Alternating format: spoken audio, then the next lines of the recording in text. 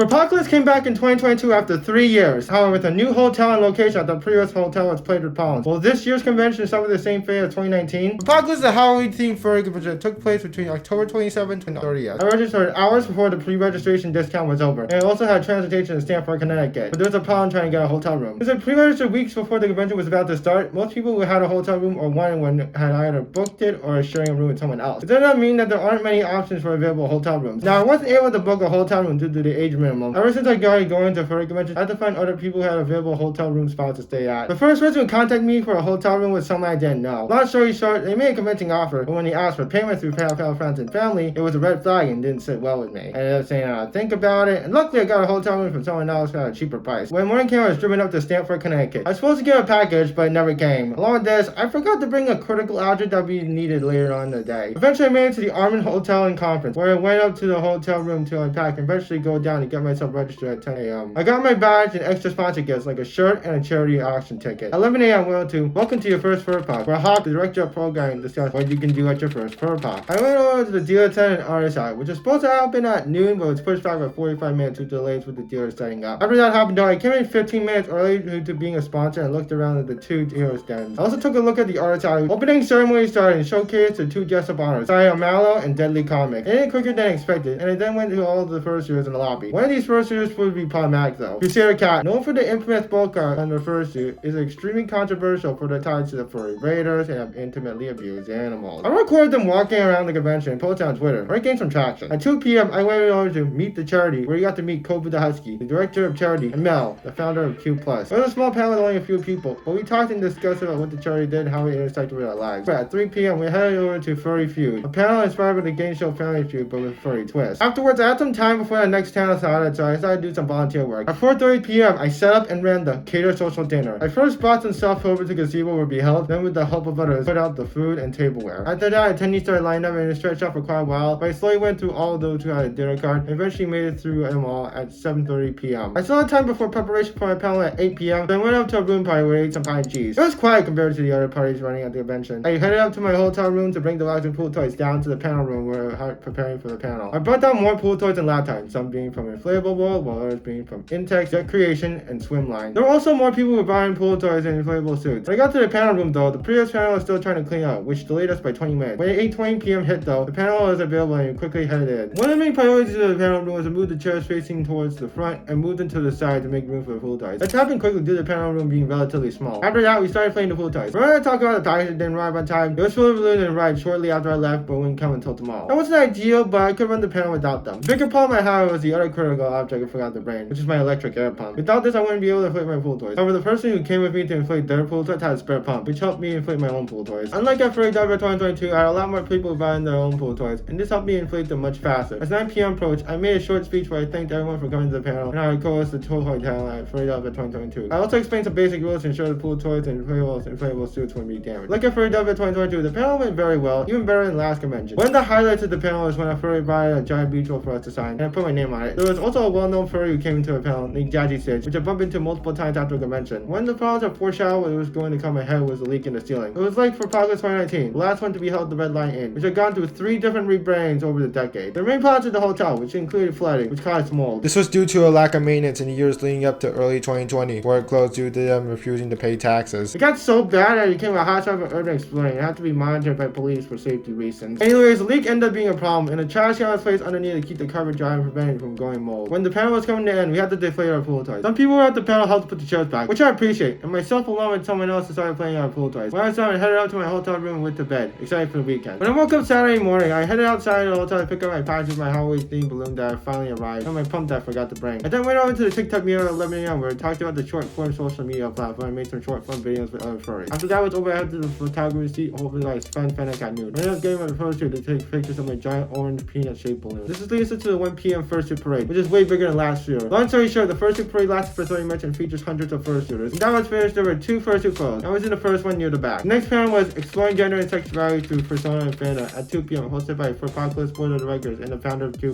They discussed about how the furry family and creating personas helps furries explore their gender and sexuality and a character for themselves. There were also discussions about gender swaps and data for fur science, a research field specializing in the fandom. I specifically asked a question about conservative and far-right media outlets saying that certain schools were writing literal biases in bathrooms for students who identify as cats or furries in response to school districts enacting protections for transgender students and why furries are being targeted. Now, the founder of CuteBus responded by saying that since furries are weird and inherently LGBTQ+, they're the ones to be singled out as a scapegoat for anything involving transgender legislation. Next at 3:30 p.m. was the game show Grab Bag, hosted by Sirius, which is a variety of old game shows with the money going directly to charity. They will also be holding other game show panels later on. One of the highlights of the panel was when I participated in an old game show where I had 5 cards. I had to guess whether it was higher or lower. Ace is the highest, then the face cards, and then the number cards all the way down to 2. At first I started with a high value card, so I guessed lower. The next card was an 8, which is in the middle of the deck and could go either way. I decided to guess lower and I got a 2. I knew 2 was the lowest card out of the 13 cards, but I obviously guessed higher. You wouldn't believe this, but the next card I was pulled out was also a 2, but it was very unlucky for me. I guessed higher again and I got 3 cards right. I spent $3 for charity. I also decided to donate extra $5 because I was feeling generous. There was a How Do I Pop panel at 5:30 p.m., which is a shorter panel discussing how to make first hit pops. It went quicker than expected. It led to the plush pop making panel at 7 p.m. We learned how to make either a plush bone or a plush fish. I ended up choosing the plush bone and we started sewing. At first I didn't know what I was doing since it's been years since I did a sewing panel for Dive 2021 when I made a plush apple. Despite this, I got the hang of it and I soon finished my plush bone, although it was fairly after the panel ended. This leaded to the 8 p.m. masquerade and costume contest. I was going to watch, but like at Anthrocon 2022, I realized the panels at main events were streamed on their YouTube channel. I missed the dance competition, knowing I could watch it later in a live stream video, so I decided to head out. This is when I bumped into Jazzy Tits again, and I let them play with the Halloween themed balloons while I would record them. When that was over, I headed to a furry period at 10 p.m. The judges are giving 6 categories. One person had a card with 7 words. I need a partner to say the words without saying them themselves. The other team takes a category, and this goes on for 3 rounds. The person with the most points goes on the bonus round, where it's reversed. Instead, the person gets out words that describe a category, and the other person needs to guess the category. There were 3 games, and I teamed up with Beaton. We did quite well compared to the other team, and made it on to the bonus round, where we also did quite well, only getting 5 out of the 6 categories. The next round somehow topped that, where the person was able to get all 6 categories. The last one I was able to get 2 out of the 6 categories. And now it's over, I headed out to my hotel room to relax and eventually go to sleep. Remember the leak in the room where I hosted the pool toy panel? It's not the only thing that would happen, as a glass window from the 3rd floor shattered and spewed glass shards into the lobby below. Thankfully no one is hurt, but it closed off the main entrance to the ballroom, although there was another entrance off to the side. When Sunday came, there was already tape to fix the broken window. When we headed out to the first 2 games at 10:30 p.m. volunteer for signing up. As the first series came in, there were 3 teams: the red team, the green team, and the purple team. Naturally, since my plush line, I just had to join the green team. There were 3 games, the first one being a cup balancing game. First shooter the balancing cups while walking around the cone. I myself did well, and so did my team. The next game was inspired by Hungry Hunky Hippos, where first shooters need to grab plastic balls in the middle and bring them to their bucket. The strategy I used was to bring all the balls to the green corner, make my team's balls closer to our corner while making the other team's balls further away so that they can travel farther to get them. They ended up putting us in the lead, and it all came down to the final game. The last game was musical chairs, where first shooters had to walk around a group of chairs, and when the music stopped, being in a chair would be eliminated. I got eliminated early due to how the game was structured. There were 2 circles of chairs featuring a figure 8, and first shooter had to cross over in the middle. I was in the crossover section when the music stopped, and it resulted in me getting eliminated. Despite this, the green team did very well, eventually winning the whole competition. Yeah, essentially replaced a sheet of wood over with a broken window to prevent people from falling off. As the broken glass was cleaned up, there were some pieces that are being set aside for later. I ended up playing with my giant Halloween balloons with other furries and taking photos of them, which include Barney Fox and one of my friends. I also got a video with Jazzy Tits and Barney Fox playing around the giant round orange Halloween balloons. This is the furry Wheel of Fortune at 3:30 p.m. It's based on the Wheel of Fortune game show where contestants had to guess common phrases with a furry twist. In the bonus round, the winning team has to guess the phrase out of a few letters. There were 2 games, and I was in the second game. One of the teams won the first game, although they didn't win the bonus round. In the second game, Xavier and I were to leave most of it, although the last round put the other team ahead, which ended up making them win. Despite this, we weren't able to figure out the final phrase. At 5 p.m. we went to customer service horror stories. We talk about funny, weird, and horrific stories. After leaving the middle of it, I head over to the charity auction at 6 p.m. Many things were auctioned off, including a fursuit, but this would pale in comparison would be auctioned up afterward. The panel ran almost half an hour after it was supposed to end, which delayed closing ceremonies a little, but eventually came at 8 p.m. One of the highlights at closing ceremony and 2 sets of broken glass were auctioned off for charity. The larger piece ended up going for $300, while the smaller pieces ended up going $269. Nice. The person who was responsible for breaking the window apologized and paid for the damages, despite what many believed the convention would be coming back for 2023. Finally, there are 1,627 attendees, 402 fursuiters, and $10,510 raised through the charity. If you want to know what happened at the previous furry convention I was at, check out why Furry Diver 2022 ended up being a success with their move.